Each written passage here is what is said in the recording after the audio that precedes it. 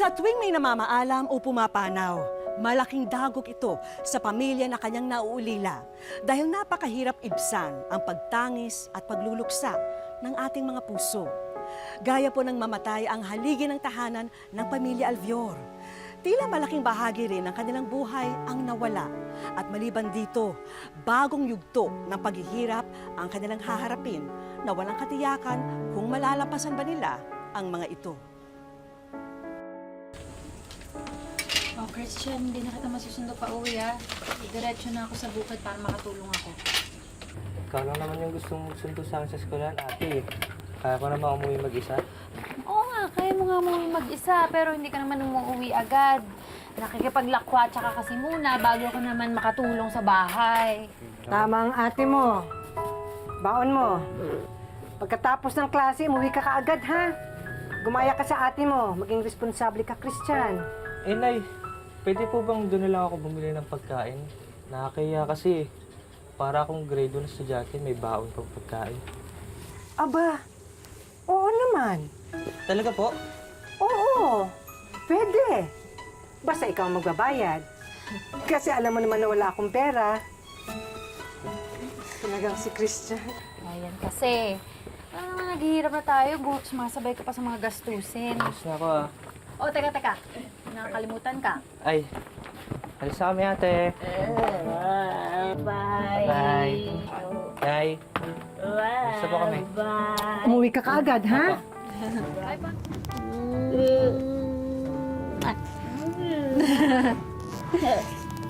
Oh. Ate, wag ka mag-alala. Uwi ako agad. Ako magluluto ng hapunan mo, ha? Sige na. Papasok na ako. Love you, ate. Love you. Bye, Nay. Mag-ingat, ha? Apa. Sige na, Nay. Bye. Umalis na sila. Opo. Magandang araw po. Andiyan po ba si Aling Idan? Bakit ho? Pwede bang makausap? Nay? Nay, may naghahanap po sa inyo. Aling Edad? May nangyari pong aksidente sa minahan. Si Mang Lito po. Anong nangyari sa asawa ko?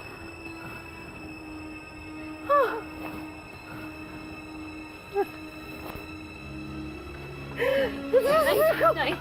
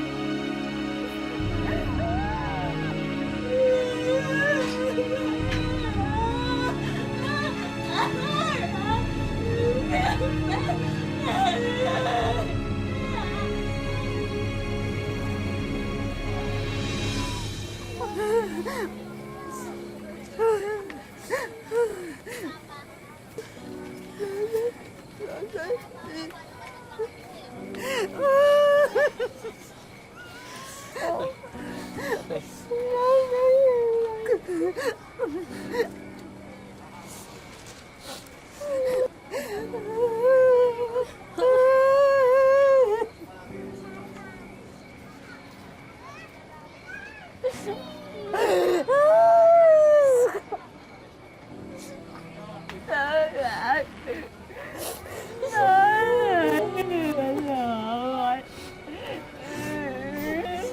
bakit po kayo nagsawa nito?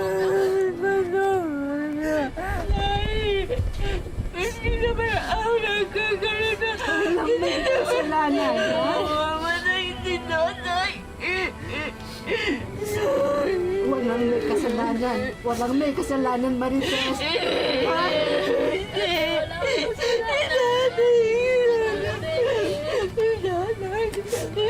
Ate.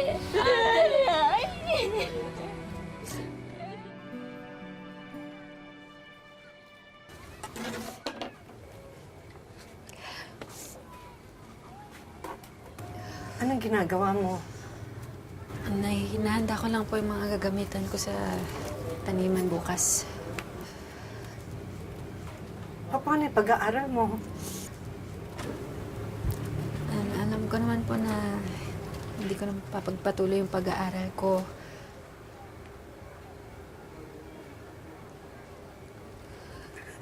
Anak, pasensya ka na, ha? Kasi sa trabaho lang ng tatay mo tayo umaasa para sa pambayad ng matrikula niyong magkapatid. Hindi naman tumulong yung kumpanya nila kasi hindi ka daw yung operasyon nila. Nay, wag ko kayong humingi ng pasensya kasi alam ko naman po yung sitwasyon natin. Naintindihan ko yun. Kaya bukas po, sasama po ako sa inyo. Tutulungan ko kayo sa pagtitinda, ha? Anak, hindi ka nga.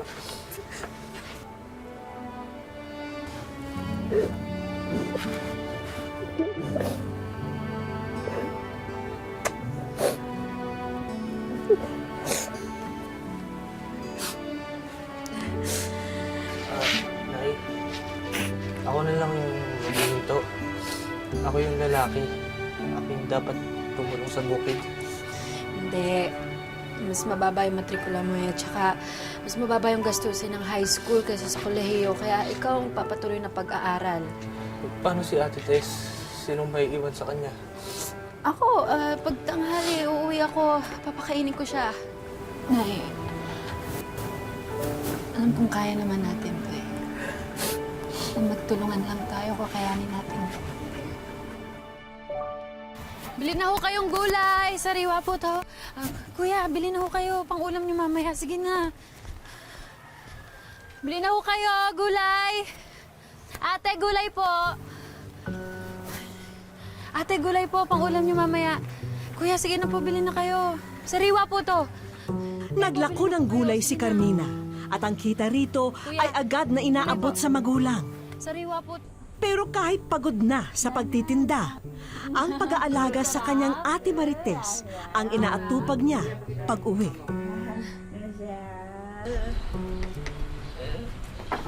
Ano ka to? Teka lang. Ate, kailangan ko magmadali. Kailangan ko kasi abutan yung mga bagsak na pamilya sa palengke, ha? Diyos ko, sinaing. Teka lang, ate.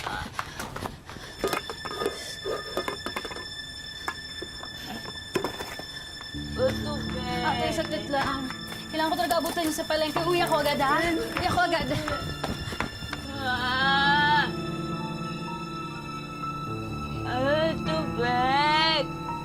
Tubig!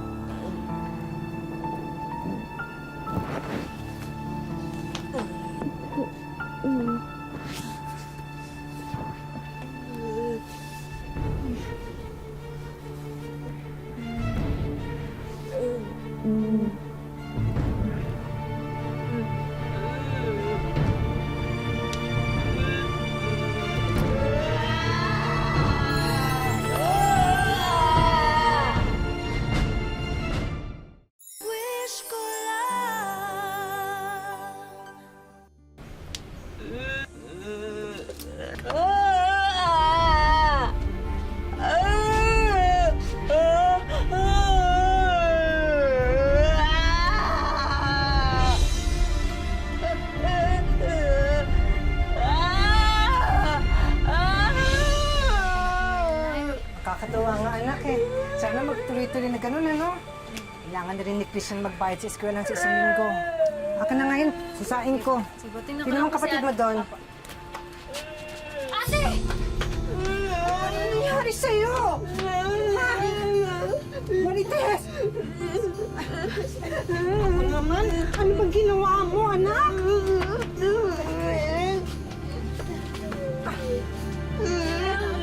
May dugo, may dugo! Kuha ka ng tuwalya, dali, dali!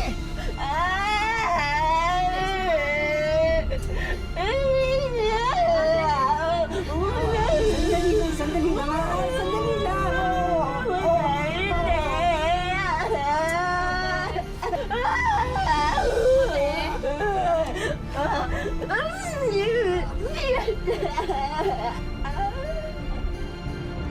Matagal nang tinanggap ni Carmina ang obligasyon na maging panganay. Pero hanggang kailan niya kayang magsakripisyo? At kung lulugar man sa kalagayan ng kanyang ate Marites, paano mapapagaan ni Carmina ang sitwasyon ng kanyang pamilya?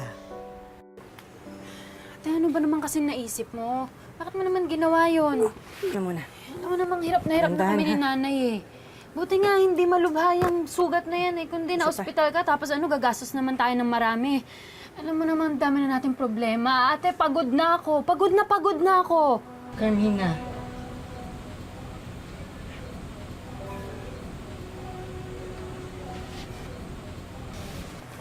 Ate, sorry. Nabigla lang ako, sorry. Hindi ko sinasadya yun. Hindi ko sinasadya yun. Mahal ka ng kapatid mo, ha? Mahal ka namin. Sorry. Sorry, hindi ko sinasadya. Mahal ka ng kapatid mo. Mahal ka namin. Tama na, tama na. Ha?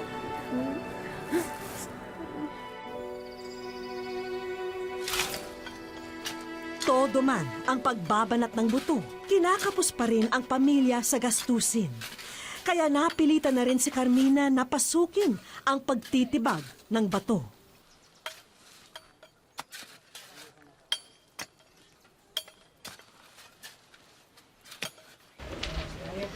Ate, isa ka na pala.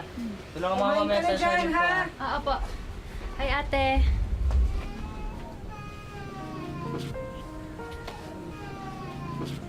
Kumain ka na. Sige na.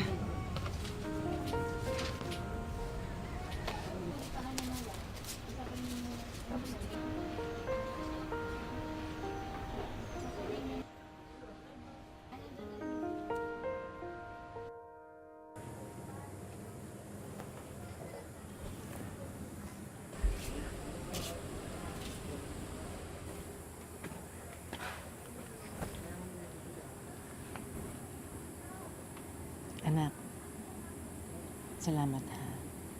Saan po? Salamat.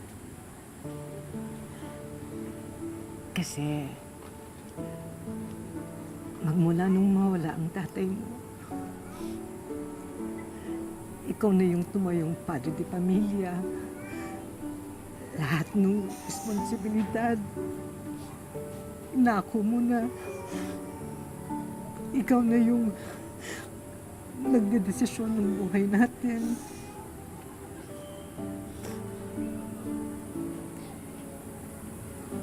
Nay, yung mga nasabi ko po kay ate kanina, hindi ko po yung sinasadya.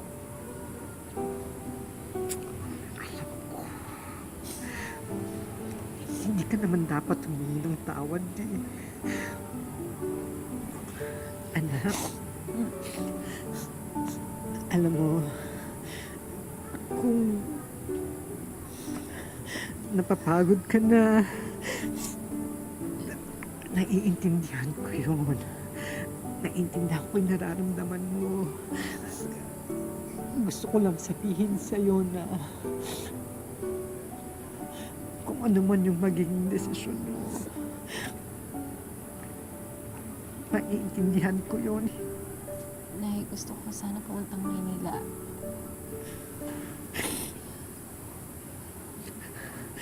Kasi, alam ko naman po na kahit anong sipag ang gawin natin, hindi mo natin kayang may kabuhay ang pag-aaral ni Christian. At malamang din ho na hihinto rin yun sa susunod na semester. Kaya kailangan po ho talaga maghanap ng ibang mapapagkakitaan. Alam ko naman, anak. Lahat talaga para sa amin.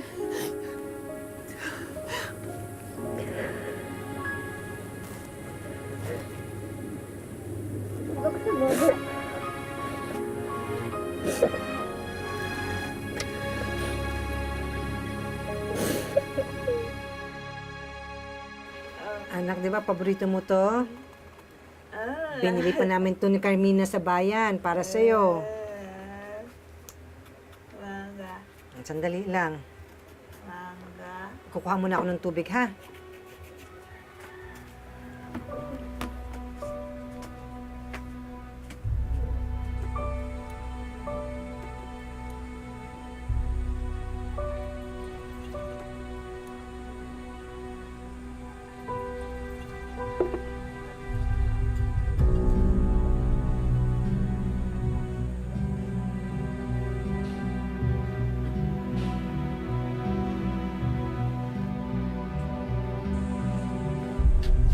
Ate! Ate, ano ba? Ate! Ano ba? Marites, ano ba yan? Ano ba, ate? Ate! Marites, ano nangyayari sa'yo? Wish ko lang.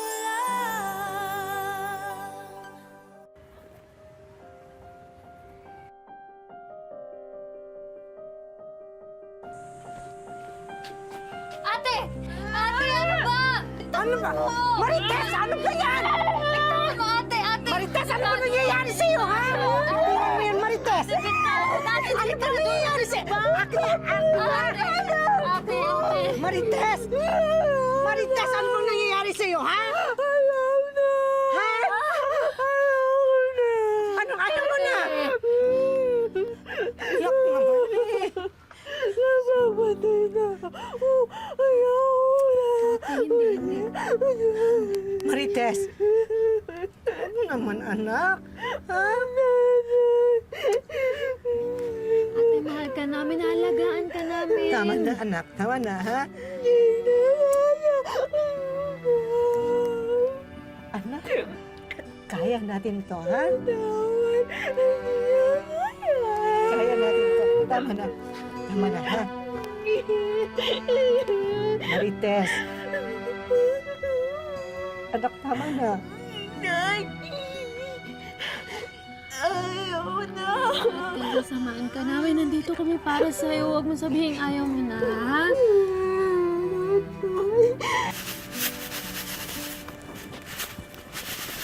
Nay! Nay, ano po? Pagpalain ka ng Diyos. Kumusta lakad mo, anak? Ayun po, sabi nung dati kong kaklase, may job opening daw po sa kumpanya nila. Eh, baka pwede niya daw ako ipasok. Naku, mabuti naman, anak. Eh, si ate po ba? Kamusta na? Hindi pa rin nagsasalita eh. Ayaw rin naman kumain. Nag-aalala nga ako kasi kung ganyan siya lang ganyan, baka lalong lumala yung sakit niya. Sumusobra ka na, ate, ha? Puro sarili mo na naman ang iniisip mo. Ate, paano kami ni nanay? Ano, magpapakamatay ka na naman dahil naawa ka na sa sarili mo, ha? Carmina! Hindi mo man lang ba naiisip na lahat ng ginagawa namin para sa'yo? Para sa'yo yun, ate. Nagpapakahirap kami para sa'yo. Huwag ka na maging makasarili.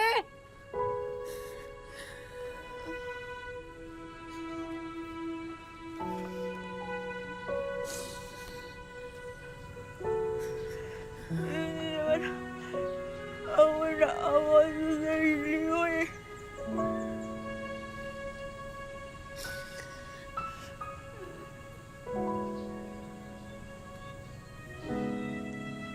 Ayaw ako sa'yo.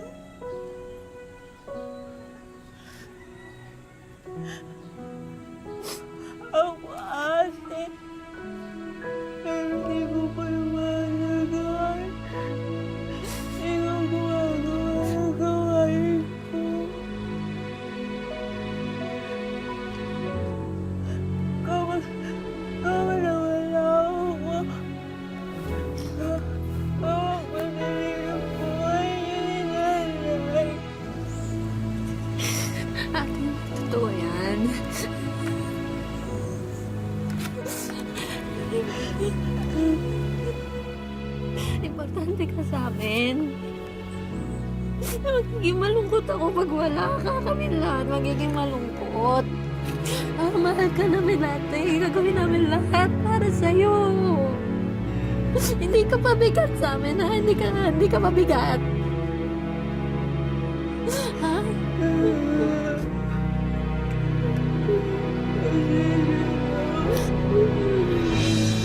Ang kasalanan natin. Huwag kang humingi ng pasensya, ha?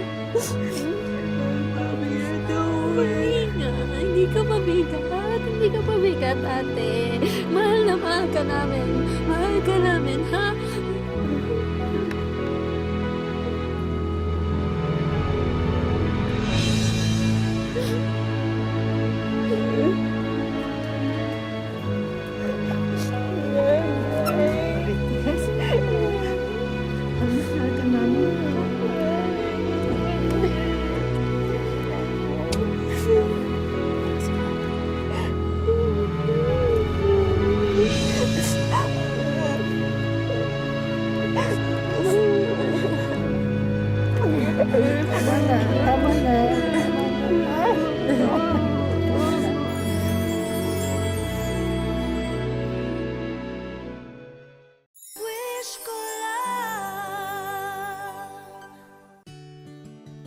May ilang taon na ring wala rito sa Nueva Ecija si Carmina. Kaya mag-isa ng inako ni Nanay Felicidad ang pag-aaruga sa kanyang panganay na si Marites na may kondisyon na cerebral palsy. Bilang po isang nanay, habang ako po'y nabubuhay, lahat po ng pagmamahal ibibigay ko sa mga anak ko. Makaitugong ko lang yung sarili ko sa kanila.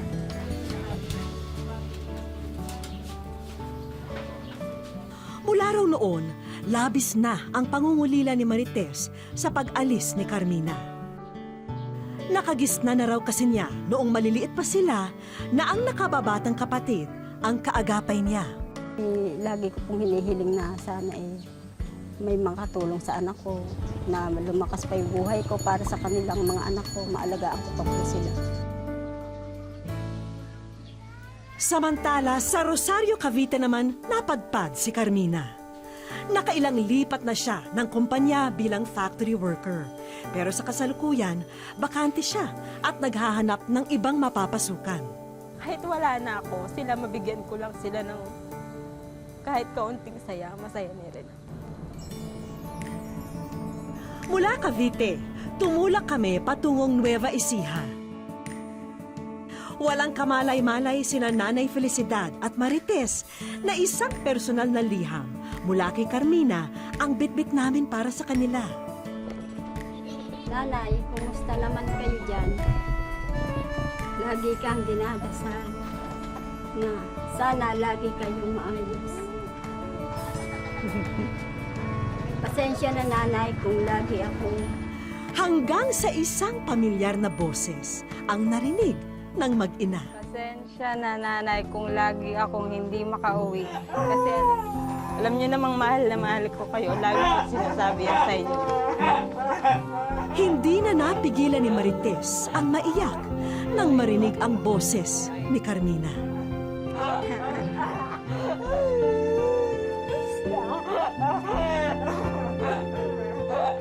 Ba't ka umiiyak?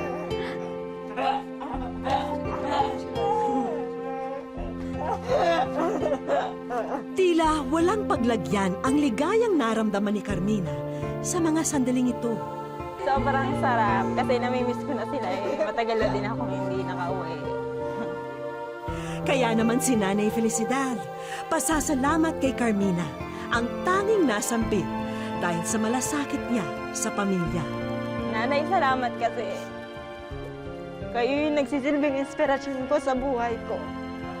Salamat kasi lagi kayo nandiyan para sa akin. Alam ko marami na akong pagkukulang. Marami na akong pagkukulang sa inyo, pero hindi nyo hinihilingan ng anumang kapalit. Hindi ko ito inaasahan. sinurpresa mo kami. Kaya, ang sasabihin ko lang sa'yo, talagang the best ka anak sa akin. Thank you, Mahal na na. mahal po silang lahat. Samantala, habang masayang nag-uusap ang mag-iina, isang hindi inaasahang bisita ang dumating para ihatid ang isang munting sorpresa. Mula sa amin sa Wish Ko Lang, tanggapin niyo na po ang samut-saring grocery items na ito. Bilang panimula po yan sa bagong kabuhayan niyo. Siyempre po, napakalaking tulong kasi hindi na sila si nanay, hindi na siya kailangan na humanap pa ng ibang trabaho para matustusan sila ate. Masaya din po ako dahil sa ginawa ng anak ko. Kundi sa kanya, hindi kayo makakarating dito tapos hindi kami magkakaroon ng mga ganyang mga panindang ganyan. Kaya maraming salamat po sa inyo. Siyempre, hindi maaring uuwi kami na walang regalo para kay Marites. Ano, maganda ba? Kaya ba? So, sabi mo thank you. Sabi mo. At hindi lang yan, nalaman namin na panunood lang ng telebisyon ang libangan ni Marites. Kaya naman, para sa'yo na rin ang brand new TV na ito. Salamat ka. Salamat daw po. Siyempre, napakasarap po. Masarap na masarap sa pakiramdam. Sobrang saya ko rin para sa kanila. Sa kahit anong pagsubok, pamilya ang mananatili nating sandigan at kakampi. Dahil mas abot kamay ang pag-asa kung buklod at sama-sama nating hinahabi ang mga pangarap natin sa buhay. Maraming salamat po mga kapuso sa inyong pagsubaybay. Hanggang sa muli, ako po si Vicky Morales at ito po ang Wish Ko Lang. Kang susuko